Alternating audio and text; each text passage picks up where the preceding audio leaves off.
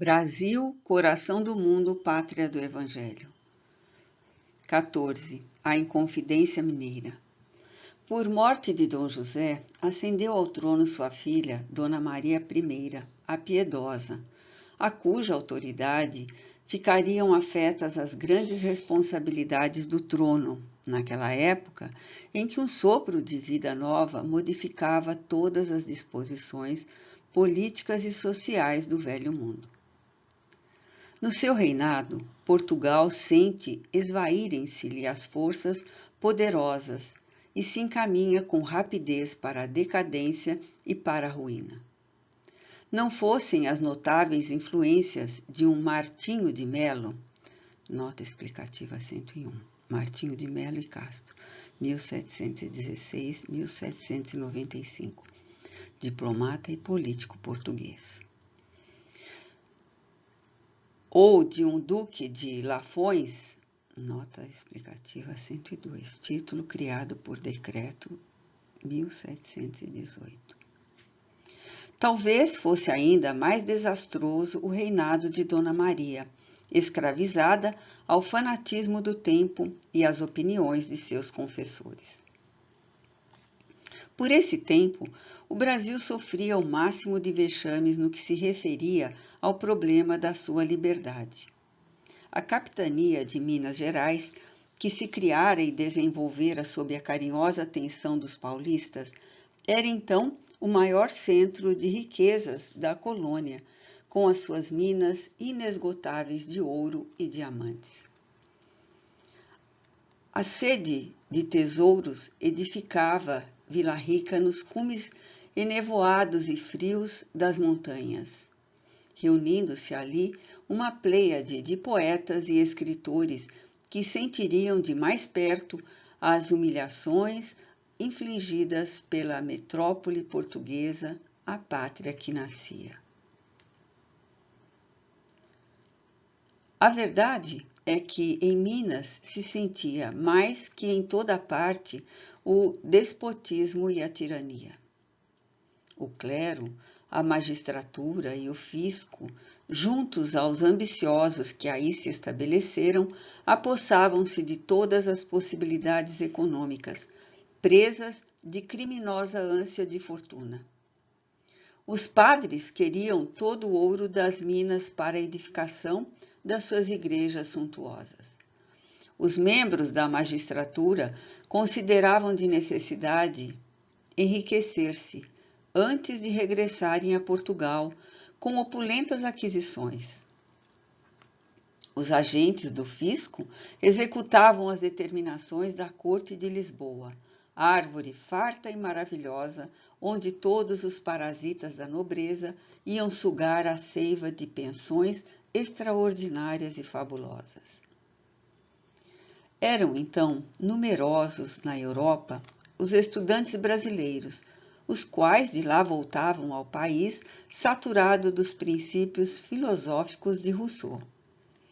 Nota explicativa 103. Jean-Jacques Rousseau, 1712-1778, escritor e filósofo suíço. E dos enciclopedistas.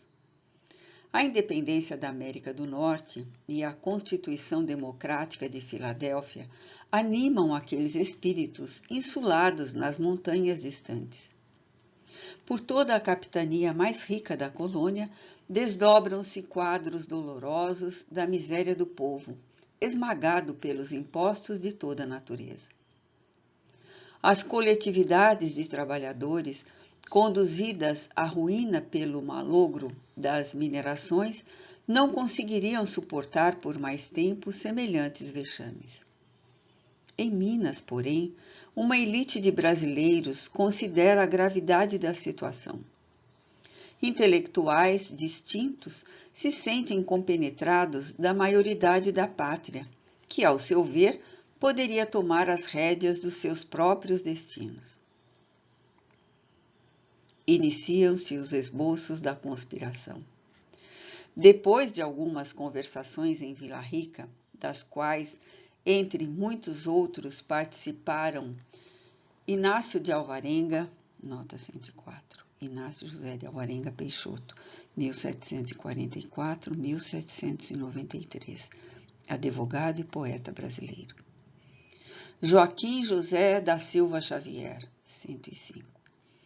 Dentista, tropeiro, minerador, comerciante, militar e ativista político brasileiro, 1746-1792. Cláudio Manuel da Costa, nota 106, jurista e poeta brasileiro, 1729-1789. E Tomás Gonzaga, nota 107, Tomás Antônio Gonzaga, 1744-1806, jurista, poeta e ativista político luso-brasileiro. Conversações em que foram adotadas as primeiras providências. A infiltração das ideias literárias começou a fazer-se por intermédio de todos os elementos da capitania, no que ela possuía de mais representativo.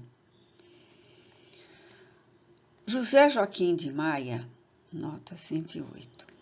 José Joaquim de Maia e Barbalho, 1757-1788, também conhecido pelo pseudônimo Vendeque.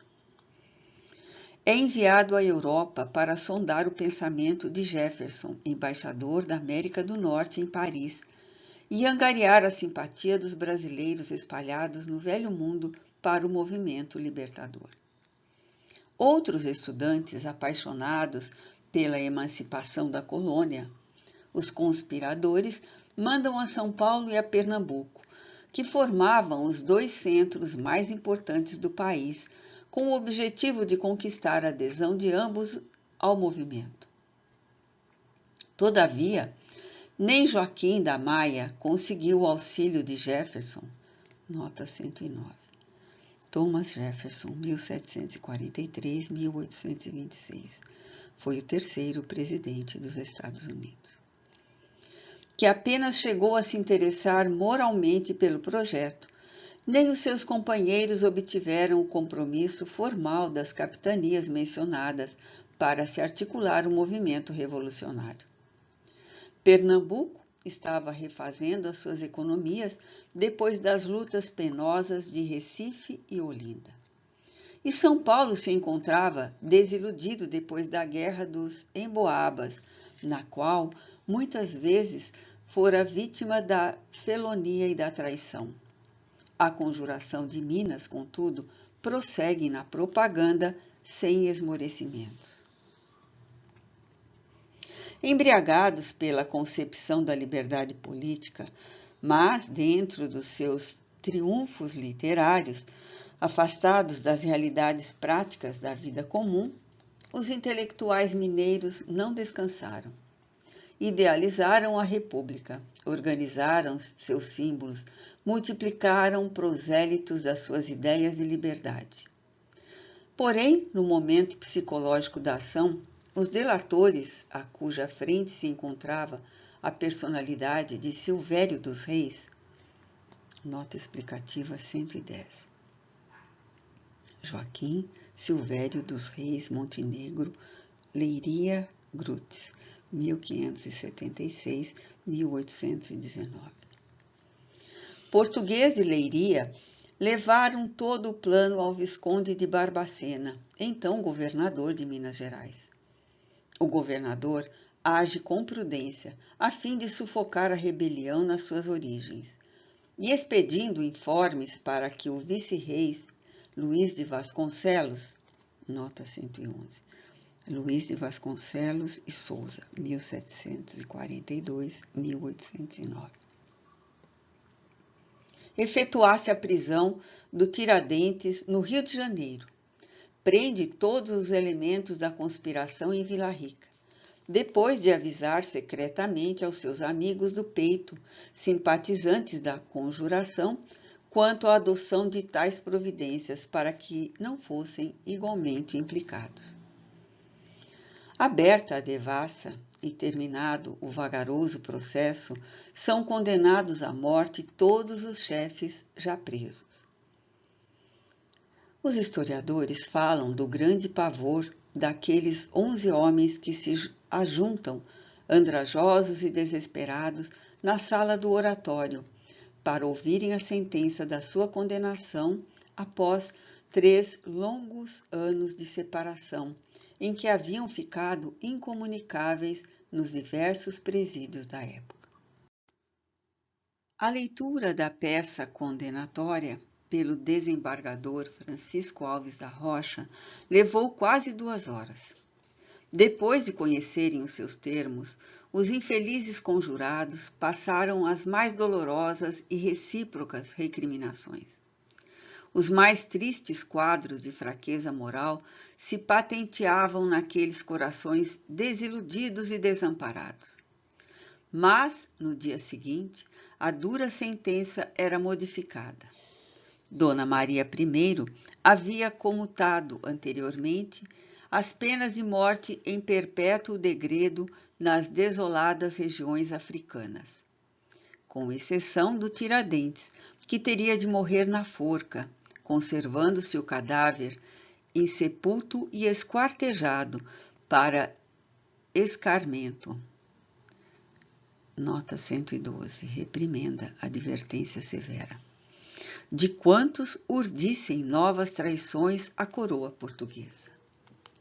O mártir da Inconfidência, depois de haver apreciado angustiadamente a defecção dos companheiros, reveste-se de supremo heroísmo. Seu coração sente uma alegria sincera pela expiação cruel que somente a ele fora reservada, já que seus irmãos de ideal continuariam na posse do sagrado tesouro da vida. As falanges de Ismael lhe cercam a alma leal e forte, inundando-a de santas consolações. Tiradentes entrega o espírito a Deus nos suplícios da forca a 21 de abril de 1792. Um arrepio de aflitiva ansiedade percorre a multidão no instante em que o seu corpo balança pendente nas traves do cadafalso no campo da Lampadosa. Mas, nesse momento, Ismael recebia em seus braços carinhosos e fraternais a alma edificada do mártir.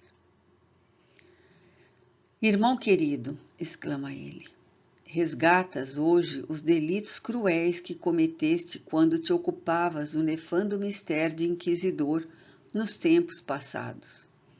Redimiste o pretérito obscuro e criminoso com as lágrimas do teu sacrifício em favor da pátria do Evangelho de Jesus.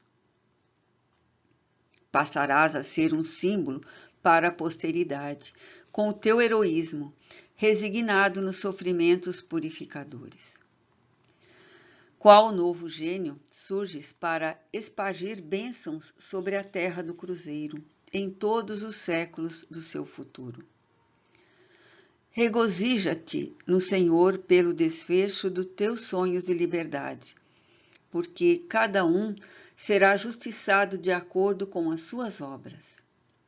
Se o Brasil se aproxima da sua maioridade como nação, ao influxo do amor divino, será o próprio Portugal quem virá trazer até ele todos os elementos da sua emancipação política, sem o êxito incerto das revoluções feitas à custa do sangue fraterno.